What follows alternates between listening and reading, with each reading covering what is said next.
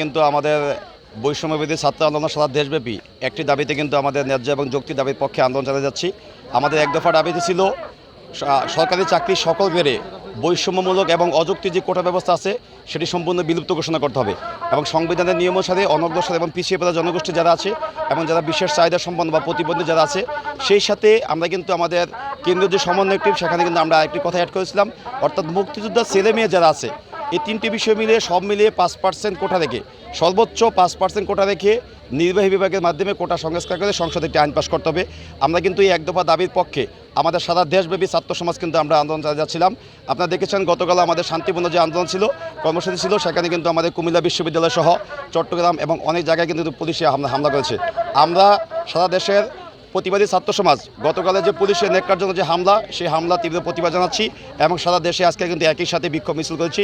তারই ধারাবাহিকভাবে আমরা কিন্তু জাহাঙ্গীরনগর বিশ্ববিদ্যালয়ের বৈষম্যবিরোধী ছাত্র আন্দোলন আমরা আমাদের সন্ধ্যা 7টা 30 মিনিটে সবাই কেন্দ্রীয় লাইব্রেরির সামনে সমবেত হয়েছি এবং সেখান থেকে একটি বিক্ষোভ মিছিল নিয়ে আমরা ক্যাম্পাসের প্রধান সড়কগুলো ঘুরে এসে আমাদের কেন্দ্রীয় শহীদ মিনার সেখানে সমবেত হয়েছি এবং সেখান থেকে পরবর্তী কর্মসূচি ঘোষণা দিয়ে আমরা কিন্তু আজকে আমাদের বিক্ষোভ কর্মসূচি সেখানে সমাপ্ত ঘোষণা করেছি। আমরা যতদিন পর্যন্ত আমাদের যে এক দফা দাবির পক্ষে যে আমাদের যৌক্তিক আন্দোলন চলছে সেটির পক্ষে নির্বাহী বিভাগ থেকে যদি কোনো সুস্পষ্ট বার্তা না পাই ততদিন পর্যন্ত আমরা আমাদের এই ন্যায্য দাবির পক্ষে আন্দোলন চালিয়ে যাব।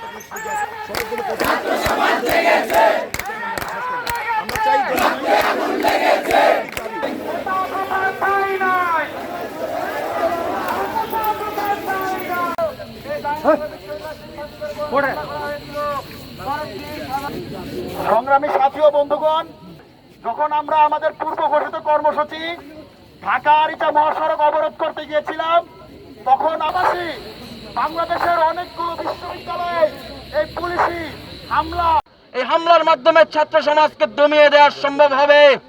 অথচ আজকে বৈষম্য বিরোধী ছাত্র আন্দোলন সারা দেশে বিক্ষোভ মিছিল করে জাহাঙ্গীরনগর বিশ্ববিদ্যালয়ে আমরা প্রতিবাদী মশাল মিছিল করে জানিয়ে দিয়েছি ছাত্র সমাজ ভয় পায় না। আমরা জানিয়ে দিয়েছি বাংলাদেশের আনাচে কানাচে একজন শিক্ষার্থীর যদি রক্ত ঝরে, একজন শিক্ষার্থী যদি হামলার শিকার হয়, সেটি প্রত্যেকটি শিক্ষার্থী বাংলাদেশের সকল শিক্ষার্থী তার নিজের ওপর হামলা হিসেবে বিবেচনা করবে। ভাই বোনেরা, আজকে জাহাঙ্গীরনগর বিশ্ববিদ্যালয়ে আমরা কর্মসূচি পালন করে আসছি। কুমিল্লা বিশ্ববিদ্যালয়ে আমাদের ভাই বোনদের উপর হামলা হয়েছে, চট্টগ্রামে আমাদের ভাই বোনদের উপর হামলা হয়েছে। আমরা দাঁড়িয়েছি, আমরা দাঁড়াবো। আমাদের উপরে যদি কোনো আক্রমণ আসে আপনারা মনে রাখবেন সারা দেশের ছাত্র সমাজ আমাদের পক্ষে দাঁড়িয়ে আছে। কারোর সাধ্য নাই আমাদের উপর হামলা করে আমাদের আন্দোলন দমিয়ে দেবে।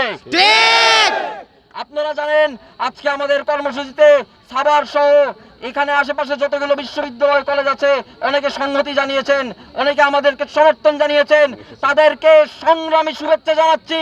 আপনাদেরকে অসংখ্য ধন্যবাদ। আমাদের এই লড়াই সারা বাংলাদেশের সকল শিক্ষার্থীর লড়াই। আমরা সারা বাংলাদেশে প্রতিরোধ ব্যূহ রচনা করব, একসাথে আমাদের সমন্বয় করে লড়াই চলবে এবং এই সমন্বিত লড়াইয়ের কাছে এই দেশে কারো ক্ষমতা নাই, কোনো অপশক্তির সাধ্য নাই আমাদেরকে পরাজিত করার। আমরা আগামীকালকে সারা দেশে বৈষম্য বিরোধী ছাত্র আন্দোলনের সাথে কেন্দ্রীয়ভাবে সমন্বয় করে আগামীকালকে আমরা অনলাইন অফলাইন গণসংযোগে যাব। আমাদের জাহাঙ্গীরনগর বিশ্ববিদ্যালয় হলে হলে প্রতিটি ব্যাচে ডিপার্টমেন্টের যারা আছেন প্রত্যেকে আমাদের নিজ নিজ হল ব্যাচ ও ডিপার্টমেন্টে যোগাযোগ করব।